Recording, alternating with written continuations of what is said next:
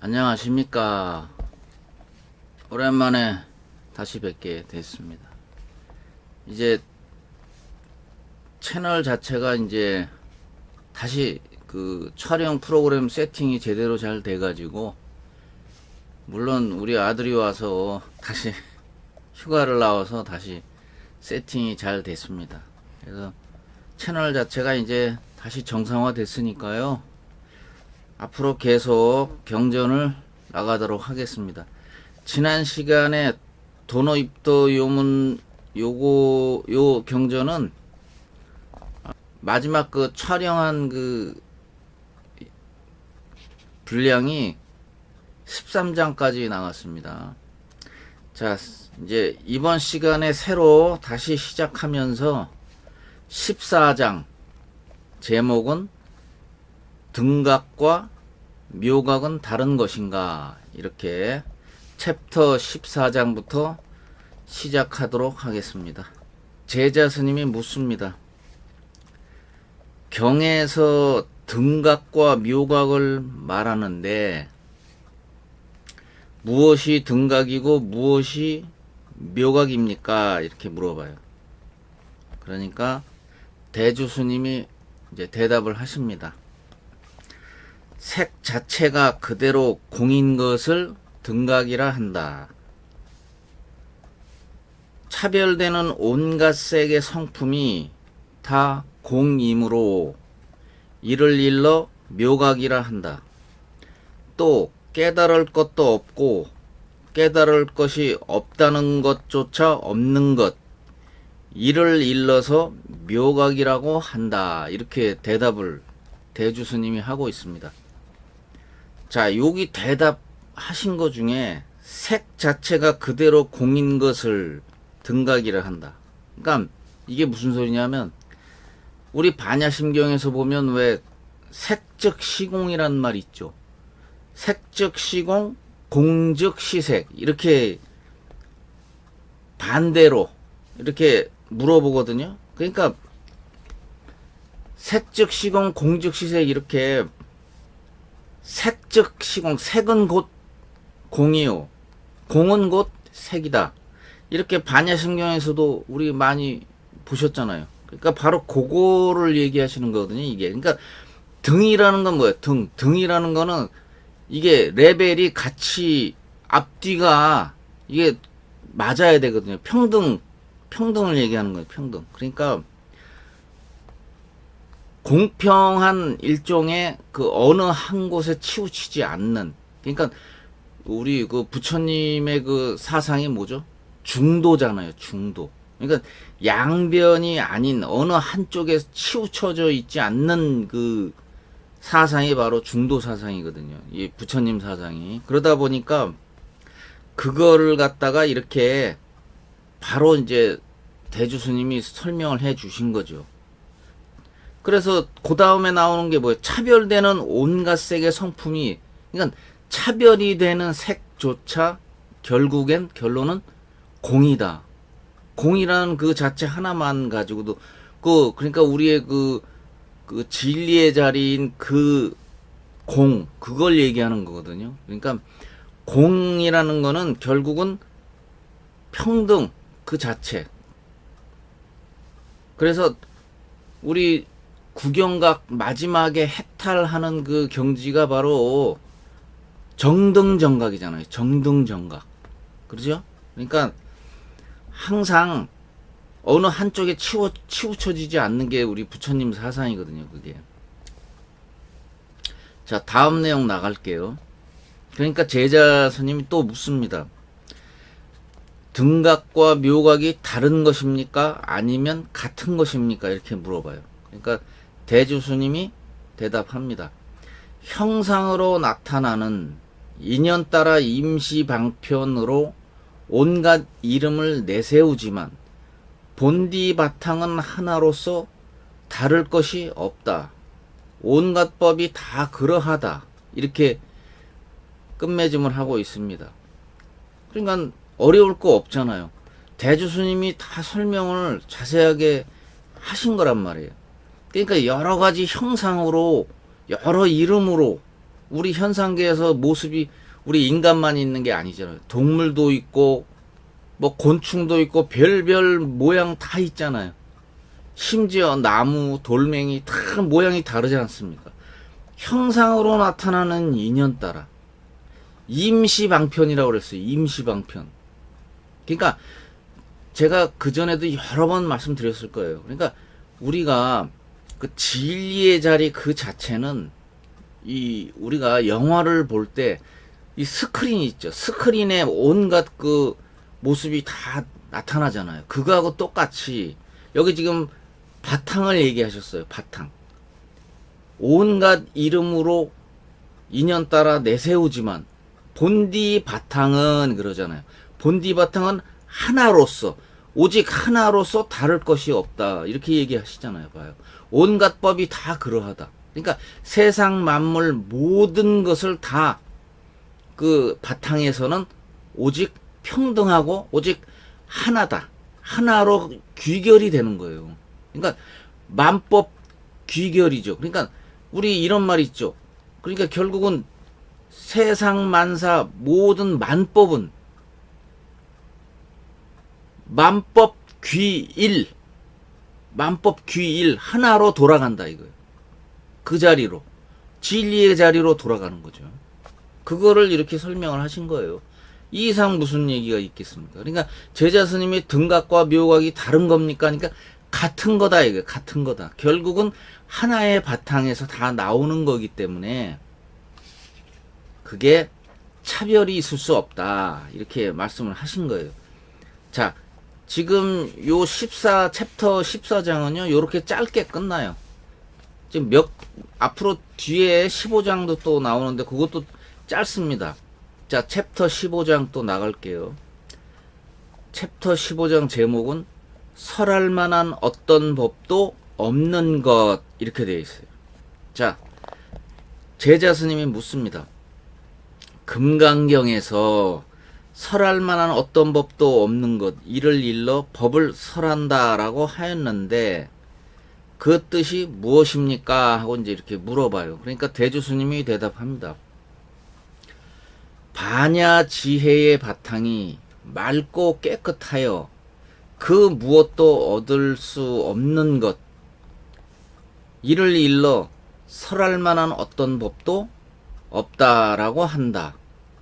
반야의 텅 빈 고요한 바탕에 겐지스강 모래알 만큼 많은 오묘한 쓰임새를 다 갖추고 어떠한 일도 알지 못함이 없는 것, 이를 일러 법을 설한다라고 한 것이니, 그러므로 설할 만한 어떤 법도 없는 것, 이를 일러 법을 설한다라고 한다. 자, 이렇게 이제 끝맺음을 하고 있습니다. 자, 이것도 앞에 그 내용과 이제 거의 이제 연장선에 있는데요. 대답을 뭐라고 하셨죠? 반야지혜의 바탕이라고 그랬잖아요. 그러면 아까 제가 말씀드린 거, 그 진리의 자리가 바로 반야라는 건 지혜라는 얘기 아닙니까? 반야지혜의 바탕이 아주 맑고 깨끗하기 때문에 무엇을 사실은 얻는다는 그 말 자체도 그것도 엄밀히 말하면 안 맞는 거예요, 그게.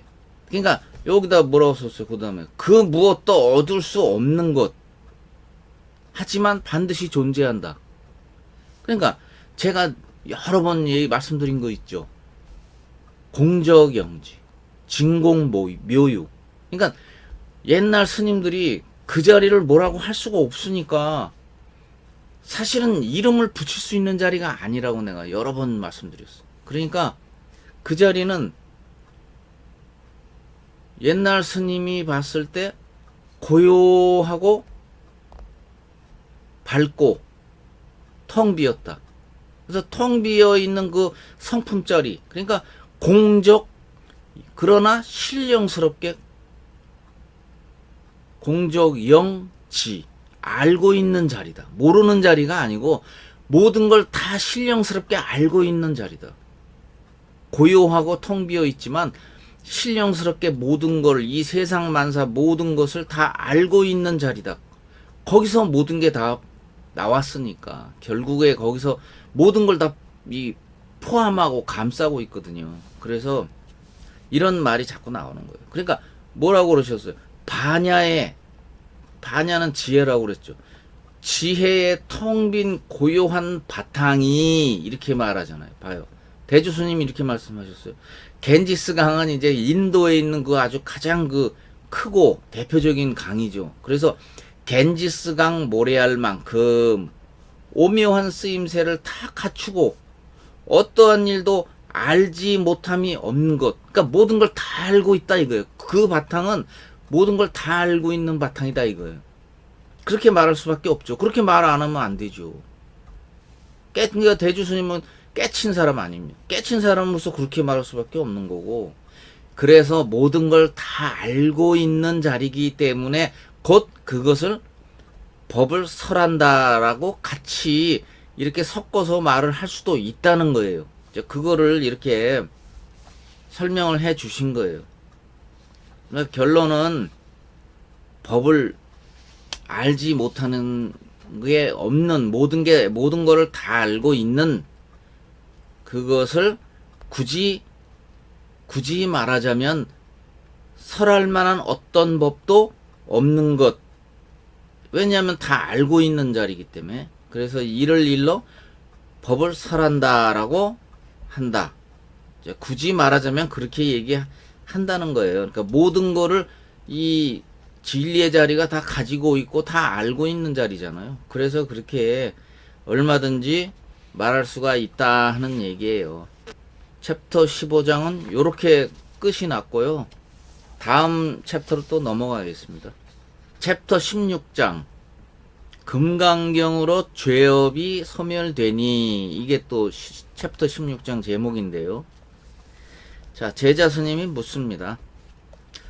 금강경에서 이 경을 받아 지녀 읽고 외우는 선남자 선여인이 만약 다른 사람들에게 업신여김과 천대를 받는다면 이들이 지은 전생의 죄업으로는 지옥, 악이, 축생계로 떨어져야 하겠지만 금생에 다른 사람들이 업신여기고 천대하였으므로 이 일로 전생에 지은 죄업이 소멸되어 높고도 올바른 깨달음을 얻게 되리라 라고 하였는데 그 뜻이 무엇입니까? 하고 이제 제자 스님이 이제 금강경에서 얘기하는 그 내용이 잘 이해가 안 되니까 이제 그렇게 묻는 거예요. 그러니까 대주 스님이 대답을 합니다. 아직 훌륭한 선지식을 만나지 못한 사람은 나쁜 업만 지어 본디 맑고 깨끗한 마음이 탐욕, 성냄, 어리석음에 무명에 덮여. 요 세 가지는 삼독이죠. 우리가 어느 중생이든지 다 갖고 있는 삼독이란 말이에요. 탐욕, 성냄, 어리석음에 무명에 덮여 그 마음을 드러낼 수 없으므로 다른 사람들에게 업신여김과 천대를 받는다라고 말한다. 금생에 다른 사람들이 업신여기고 천대하였으므로 이 일로 전생의 죄업이 소멸되어 깨달음을 얻으리라 라고 한 것은 금일 도 닦을 마음을 내자 무명이 사라지고 탐욕 성냄 어리석은 마음이 생기지 않으니 곧 본디 마음이 밝아져 다시 망념이 없어 모든 악이 영원히 사라졌기 때문이다. 금생에 사람들이 업신여기고 천대하였지만 이 일로 발심하여 무명이 사라지고 망념이 생겨나지 않아 자연히 해탈함으로 깨달음을 얻게 되리라 라고 말한 것이다. 곧 도 닦는 마음을 드러낼 때를 금생이라 하지 한 생을 건너뛰어 말한 것이 아니다 라고 이제 이렇게 얘기를 하고 계십니다. 요게 무슨 소리냐면 말 그대로 이제 금강경을 읽는 사람이 이제 금강경 이런 부처님 가르침을 모르는 사람들한테 천대를 받는다는 거예요. 무시당하고 천대를 받는 그런 일이 생기지만 결국은 전생에 죄를 지었던 그 사람도 금강경을 읽고서 마음이 맑아지고 그 지혜로움을 얻게 되기 때문에 그 얻게 된 지혜로움으로 인해서 결국은 성불의 길로 나갈 수밖에 없다. 그래서 어리석은 그 중생들, 삼독이 꽉 마음에 차 있는 그 어리석은 중생으로 인해서 오히려 자연스럽게 전생의 그 죄업은 사라지고 금강경으로 인해서 성불까지 나아갈 수 있다. 그것을 아주 찬탄하는 일종의 이제 그 잘 될 것이다 하는 그런 어떤 그런 그 말씀을 대주스님이 먼저 깨달은 사람으로서 분명히 금강경을 잘 이해하고 읽게 되면은 깨치고 결국은 해탈하게 되니까 걱정하지 마라. 이제 이런 내용으로 나가고 있습니다. 자, 챕터 16장이 이렇게 간단하게 또 끝났어요. 끝나고 챕터 17장. 17장도 아주 그 재밌는 또 그 챕터가 되겠는데요. 자, 챕터 17장 열애의 5가지 눈 이렇게 되어 있어요. 눈 그러니까 그 육안의 눈이 아니고 이제 깨달음의 눈이에요. 그래서 그 제자가 또 묻습니다. 열애의 5가지 눈이란 무엇을 말하는 것입니까? 하고 이제 이렇게 물어보니까 대주스님이 대답을 하십니다. 대상을 보고 그 색이 맑고 깨끗한 줄 아는 것, 이를 일러 육신의 눈이라고 한다. 육신의 눈은 우리 지금 몸에 달려있는 이 눈이에요. 그래서 그거는 육안이라고 그러죠. 육안이라고 설명을 하셨고, 그 다음 대상을 보고 그 바탕이 맑고 깨끗한 줄 아는 것, 이를 일러 하늘의 눈이라고 한다. 천안, 보통 우리 천안통이라는 말 많이 쓰죠. 부처님의 그 신통 중에 거기 들어가는 거죠. 자, 이렇게 대상을 보고 바탕이 맑고 깨끗한 줄 아는 건 천안, 하늘의 눈이고, 어떤 경계나 온갖 선악에서 모든 것을 자세히 분별할 수 있으면서 조금 더 집착이 없어 그 가운데 자유자재한 것, 이를 일러 지혜의 눈이라고 한다. 해안이죠. 줄여서 해안입니다. 또 그 다음 보되 보는 바가 없는 것. 그러니까 이 지혜의 눈, 해안은 깨친 눈이에요. 깨친 눈이기 때문에 아무런 집착도 없이 아주 자유자재한 눈을 얻게 된다, 이 소리입니다. 자, 그 다음 보되 보는 바가 없는 것, 이를 일러 법의 눈이라고 한다. 그러니까 우리가 불법을 이제 익히게 되면 법의 눈이 또 생깁니다. 그러니까 좀 전에 요 앞전에 해안을 얻었잖아요. 해안을 얻음으로 해서 그 다음 단계 보되 보는 바가 없는 것. 그러니까 꿰뚫어 보고 거기에 집착하지 않기 때문에 보되 보는 바가 없게 되는 거예요. 집착을 떠났기 때문에. 그걸 법안이라고 하고, 보는 것이 없고 보는 것이 없는 것조차 없는 것. 그러니까 보는 것도 없고 보는 것조차도 없는 눈. 이게 바로 최종 마지막 부처님의 눈이라고 한다. 이렇게 설명을 하고 끝내요. 그러니까 부처님의 눈을 불안이라고 그러죠. 우리 불안. 그래서 다시 한번 얘기하지만 첫 번째는 육신의 눈, 육안. 두 번째 눈은 하늘의 눈, 천안. 세 번째는 지혜의 눈, 해안. 네 번째는 법의 눈, 법안. 다섯 번째는 불안, 부처님의 눈. 그러니까 보는 것이 없는 것조차 없는 건 뭐예요? 집착을 완전히 떠난 눈이다. 그러니까 이 부처님 눈이라는 게 어려운 게 아니고요. 이 세상을 바라봤을 때, 세상을 이렇게 온갖 세상을 이렇게 휘둘러서 이렇게 천천히 봤을 때 전혀 집착을 느끼지 않는 그 시선이 바로 부처님의 눈이라는 거예요. 그러니까 깨친 사람 눈에는 당연히 그래야죠. 집착이 있으면 안 되거든요. 집착이 있으면 그 사람은 깨친 사람 아니죠. 엄밀히 말하면 깨쳤다는 그 자체는 곧 이 세상 만사 모든 것에 집착이 있으면 안 되는 거거든요. 그래서 이렇게 이번 챕터는 열애의 5가지 눈 중에서 최종 부처님 눈이 마지막 이렇게, 그러니까 이게 이 순서가 사실은 우리 불자들이 얻어야 될 눈이에요. 이게 결국은 제일 밑에 우리 기초적인 게 뭐예요? 육신의 눈이잖아요. 우리 육신의 눈은 누구나 다 갖고 있는 겁니다. 그러나 최종 마지막 깨치게 되면은 부처님 눈을 얻게 되는 거예요. 그러니까 부처님 눈은 우리 그 불자들의 목표라고도 할 수 있겠죠. 굳이 말하자면 그렇다는 거예요. 자, 그래서 이번 챕터는 요렇게 간단하게 챕터 17장에서 요렇게 끝납니다. 그래서 이번 시간은